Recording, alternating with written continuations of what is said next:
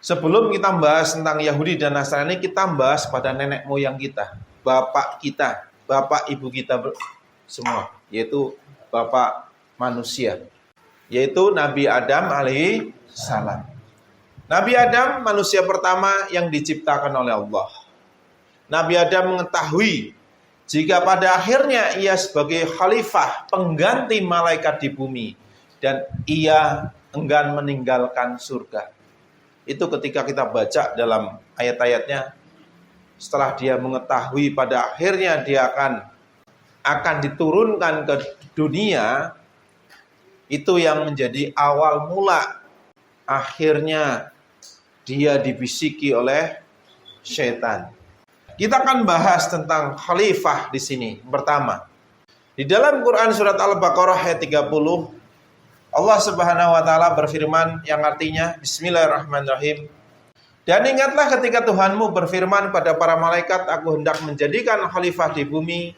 Mereka berkata, apakah engkau hendak menjadikan orang yang merusak dan menumpahkan darah di sana, sedangkan kami bertasbih memujimu dan menyucikanmu, namamu.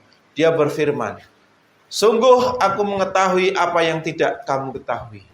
Jadi ini Allah Subhanahu wa taala berfirman kepada para malaikat, di mana Allah mengatakan bahwasanya Allah hendak menjadikan khalifah. Khalifah di sini artinya adalah pengganti. Yang malaikat pun protes. Protesnya malaikat, ya, apakah Allah hendak menjadikan orang yang pada akhirnya akan merusak dan menumpahkan darah di muka bumi di sana, yang menjadi pengganti kami, malaikat maksudnya. Sedangkan kami senantiasa bertasbih kepadamu dan menyucikan namamu. Artinya apa? Malaikat menerima perintah dari Allah menjaga dan memelihara bumi, dan malaikat melaksanakannya dengan sempurna. Jadi, kenapa kok justru yang akan menggantikan malaikat itu dari jenis manusia yang justru pada akhirnya akan membuat kerusakan dan pertumpahan darah? Artinya seperti itu. Maka Allah berfirman, sesungguhnya aku mengetahui apa yang tidak kamu ketahui. Nah, ketika kita baca Quran, di situ ternyata pada akhirnya bumi ini pun akan kiamat. Bumi ini akan binasa. Jadi artinya bumi ini hanya sebuah sarana, tempat di mana manusia diuji.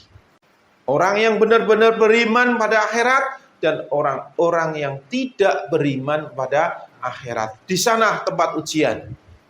Terus, di dalam ayat yang lain, di Quran surat Yunus ayat 14, Allah Subhanahu wa taala berfirman, Bismillahirrahmanirrahim.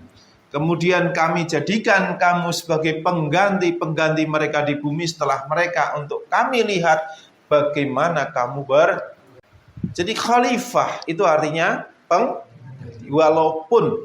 Jadi makna khalifah itu ada dua, yaitu pengganti dan pemimpin. Tapi dalam ayat konteks ini Allah menerangkan sebagai pengganti. Setelah Nabi Adam mengetahui pada akhirnya dia diciptakan akan diturunkan ke dunia, sementara dia di surga itu betah. Kenapa betah? Siapa yang pernah ke surga? Belum pernah kita, kecuali Nabi Adam alaihissalam. Rasulullah juga pernah ke sana. Di surga itu semua enak. Semua disediakan, nggak ada panas yang menyengat, nggak ada dingin yang terlalu. Nabi Adam menerima tawaran dari setan karena Nabi Adam tidak ingin turun ke bumi. Intinya seperti itu. Karena apa? Dia sudah betah. Siapa yang nggak betah di surga? Seandainya kita masuk ke surga juga nggak mungkin kita pengen keluar lagi. Ya karena Nabi Adam sudah ditinggal di surga, udah enak, nyaman. Loh kok tahu suatu saat nanti akan turun ke bumi, yang kalau kita makan nyangkul sendiri, buat sendiri, mau pakai baju ya nyulam sendiri, mau pengen makan daging ya berburu sendiri, beternak sendiri, kan susah. Siang panas menyengat, kalau musim dingin menusuk. Itu yang menjadi alasan kenapa Nabi Adam menerima tawaran dari setan. Maka di dalam Quran surat Toha ayat 117 sampai 120, Allah Subhanahu wa taala berfirman yang artinya, kemudian kami berfirman, wahai Adam, sungguh ini iblis musuh bagimu dan bagi istrimu. Maka sekali-kali jangan sampai dia mengeluarkan kamu berdua dari surga. Nanti kamu celaka. Sungguh ada jaminan untukmu di sana. Engkau tidak akan kelaparan dan tidak akan telanjang, dan sungguh di sana engkau tidak akan merasa dahaga dan tidak akan ditimpa panas matahari. Kemudian setan membisikkan pikiran jahat kepadanya dengan berkata, wahai Adam, maukah aku tunjukkan kepadamu pohon keabadian, kuldi, dan kerajaan yang tidak akan binasa? Lalu keduanya memakannya. Lalu tampaklah oleh keduanya aurat mereka, dan mulailah keduanya menutupinya dengan daun-daun yang ada di surga. Dan telah durhakalah Adam kepada Tuhannya, dan sesatlah dia. Nabi Adam akhirnya dia ikut bujuk rayu setan. Karena apa? Membisikkan bahwasanya kalau kamu makan buah kuldi atau buah keabadian, kamu tidak akan mati dan kamu tidak akan keluar dari surga. Artinya kamu tidak akan jadi ke bumi. Itu tawaran dari setan, dari iblis. Prosesnya bagaimana, kok setan sudah dikeluarkan dari surga kok masih datang membisiki Adam, Nabi Adam alaihissalam? Itu dijelaskan di dalam kitab Injil Barnabas, itu komplit.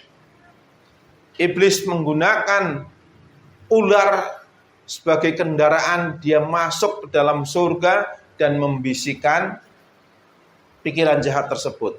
Itu dijelasin di sana.